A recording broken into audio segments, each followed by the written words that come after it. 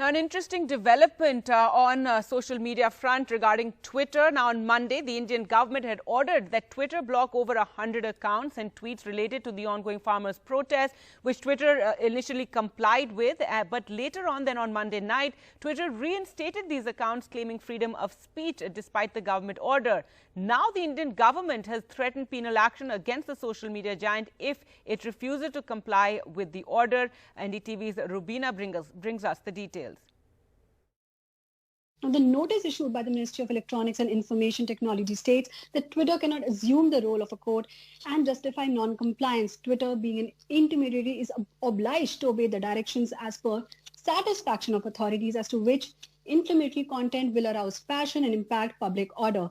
Twitter cannot sit as an appellate authority over the satisfaction of the authorities about its potential impact on derailing public order. It further goes on saying that Twitter cannot assume the role of court and justify non-compliance. Now, earlier on Monday, MeitY had issued an emergency block order against over 100 Twitter accounts. Now, these accounts were deemed to be spreading misinformation about the ongoing farmer protests, including the hashtag Modi planning farmer genocide, which had the potential to incite violence. Now, the accounts also included those of the Kisan Ekta Morcha, AAP politicians, CEO of Prasar Bharati and news outlet Karawa. Now, what we have learned that while Twitter followed through the legal request earlier on, it later unblocked these accounts on Monday night. Now, sources say that Twitter deemed that these accounts and tweets are as free speech and newsworthy for public disclosure on Monday. And respecting users' voice and a commitment to freedom of expression is core to Twitter's operations, and hence it did not comply to blocking of those accounts on Monday. Now, India is one of the largest markets for Twitter, and the lack of transparency behind the ban order has started a fiery debate about freedom of expression and lack of transparency.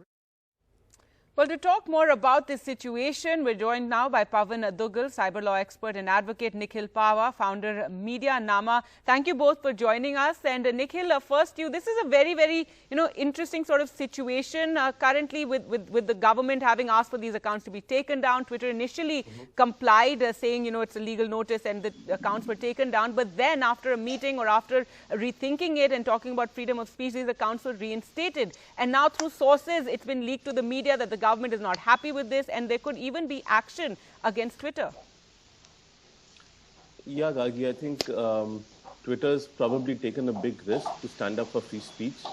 Look, the action from the government is very clearly disproportionate. A hashtag being blocked and entire accounts being blocked means that the entire speech, whether it's legitimate or illegal, from those accounts is being stopped. When that happens, it's a disproportionate censorship of free speech. I can understand one or two messages that the government may deem as creating a public order situation being censored, and we've seen that happen in the past. And Twitter has issued notices to users when there's an individual tweet or an individual message, but an entire account being blocked is disproportionate. And I don't think that if this gets challenged in the Supreme Court, when you look at the Shreya Singhal judgment, it will be seen as disproportionate, because even with the hashtag, there were people who were using the same hashtag to counter the narrative. And for our viewers, the hashtag is a hashtag linking, talking about a farmer's genocide linked to the Prime Minister, and that is what the government has found so outrageous and wanted blocked. Yes, go ahead. Yeah, but there's counter speech also possible with that hashtag. Someone can counter the narrative that the government doesn't want and say that, this what people are saying using this hashtag is incorrect. Blocking the hashtag removes all speech altogether related to the hashtag. So what the government is doing is wrong, and it's doing it secretly. There has been no publicly available information under this. I know Section 69 allows that, but if you look at it historically, when the Chinese apps were banned, the government issued a press release saying that these are the apps that have been banned. This is why it's been banned. So there's a different set of standards when it comes to banning of Chinese apps, and the different set of standards from the government when it comes to banning speech of Indians. And so therefore, this is a problem. This needs to be addressed in court, saying that how can you have dual standards over here? It can't be that the government does what it wants, whenever it wants, in terms of censoring our fundamental right to free speech. Right, Pavan Duggal, your view on this entire situation, you know, with this hashtag as Nikhil was talking about, and the fact the government wanted the entire Twitter handles taken down over it. Twitter initially complying, but then has allowed them back on, and the government not happy. And again, nothing official. There are all these sources-based information which is out in the media which says the government not happy. They'll take action against Twitter, even penal action against them. Well, the government has the right to take penal action. That's what the law of the land says under Section 69A(3). It's a non-bailable serious offence, punishable with imprisonment up to 7 years and fine. But historically speaking, we haven't yet got a conviction reported in the public domain under Section 69A of the IT Act, primarily because this kind of a situation never really arose in the past. Here is for the first time where the intermediary, after initially complying with the orders for blocking, has actually gone ahead and said, look, these orders are in gross violation of people's freedom of speech and expression.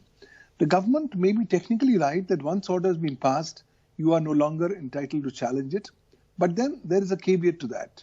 The intermediary can obviously go ahead and challenge that particular order under Section 69A of the IT Act, not only under the appeal procedures under the Information Technology Act, but more significantly can also go up in the writ petition, the writ jurisdictions of the either High Court under Article 226 of the Constitution or before the Supreme Court under Article 32. At the end of the day, now as more and more ubiquitous internet is getting, it's becoming very, very clear that there must be crystal clear guidelines as to what should be the formula that's going to be adopted by the government when it goes ahead and interprets these widely drafted terms under Section 69A. Now, when I look at the grounds for blocking, they are bizarre and huge and vast in their approach and ambit. Sovereignty, security, integrity of India, friendly relations. Right, if I can just tell our viewers, 69A of the IT Act allows the government to block public access to information in the interest of sovereignty, integrity of India, defense of India, security of the state, friendly relations with foreign states or public order for preventing incitement or to the commission of any sort of cognizable offense relating to the above. So yes, very vast, and again, it's something that can be disputed whether these tweets or even this hashtag exactly amounted to that. Nikhil, your response? Yeah, just to add to what Pavan has said, the other problem with this particular law is that, a government official issues the order and then a government committee reviews the order. So the government proposes and the government disposes. There is no independent oversight. There is no transparency. There is no accountability here. Today, there have been thousands of Section 69A orders that have been issued since 2010. Or 2011, and we have no visibility except for two instances, which are the China apps bans, right? So these Section 69 by itself is designed to be, if the government, within the government, they've taken a decision to do something, it can't be challenged, except in court. So I think this needs to go to court, and this process needs to change, and Section 69 in its current form needs to be declared unconstitutional. Right. So, Pavan, do you see this now going to court? Because we're in a kind of a standoff situation with the government having ordered that Twitter take down these accounts, Twitter talking about freedom of speech and not having taken down, initially, of course, blocking the accounts, but then reinstating them. So right now we only have, this news in the media that the government may take action. There could be penal action, sort of threatening Twitter. So now we'll have to wait and see what happens next. Clearly, I think all directions are going forward towards the legal adjudication of this entire controversy by the courts of law. And I think it's logical also. The waters of the implementation of the IT Act need to be tested. And in case Shreya Singhal needs to be revisited again now in 2021, I think the time has come. Shreya Singhal came in March 2015. The life and the times of those times and the years were different. Right now, it's a different internet. It's a new ground reality. And therefore, quickly, we come up with appropriate checks and balances which the court can interpret as part of the constitutional framework, the better it is. At the end of the day, what Nikhil says has absolutely a lot of value. There has to be accountability. There has to be transparency. And unfortunately, neither the IT Act Section 69A nor the rules and regulations under the IT Act tend to give enough kind of transparency or accountability. Also, I think because everything is so opaque, it's just possible for just about any kind of circumstance to be brought under the broad expanse and interpretation of the terms given under Section 69A. So I think the judiciary should definitely come in and try to read down some of these provisions. They need to give illustrations under what kind of minimum parameters have All right, to be go to the judiciary. Final, I'm completely out of time. Nikhil, one last point. One last point. This order seems to, from what we've heard, seems to suggest that it's been issued under public order. Now, the tweets have been back up for 2 days now. Where is a rational nexus between the tweets being up and visible and there being a public order situation being created because of the tweets? So, in that sense, the assessment that these tweets are causing are going to create a problem is in itself incorrect, because over 2 days nothing has happened. All right, well, I'll have to leave it there. Thank you both Nikhil and Pavan for joining us, and clearly a lot more clarity and transparency is required.